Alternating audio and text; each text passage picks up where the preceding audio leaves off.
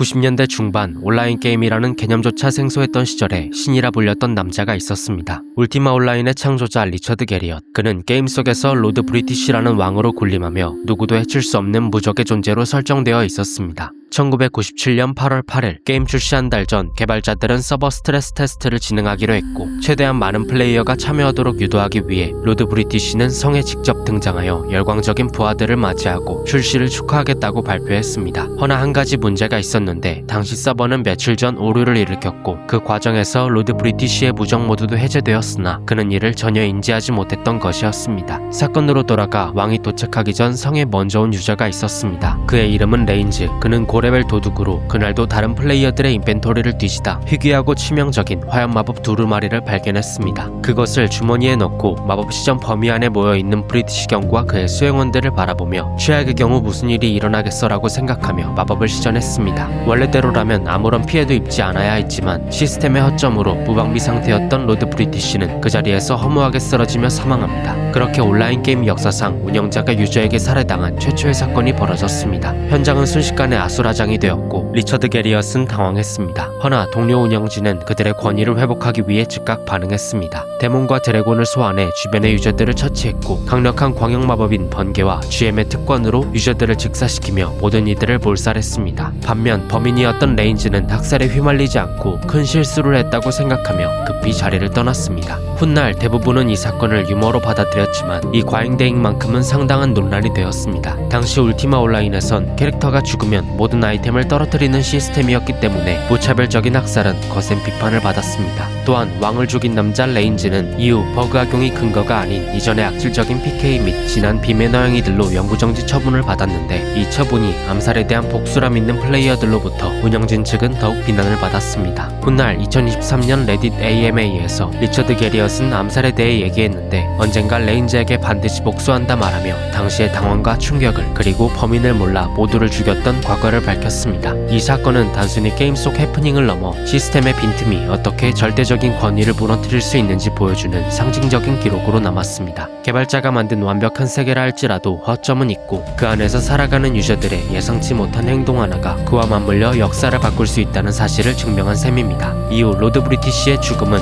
온라인 게임 역사상 가장 충격적인 보안사고이자 게임 속 세상에서 개발자와 유저 사이의 절대적 경계를 부순 상징으로 기억되고 있습니다.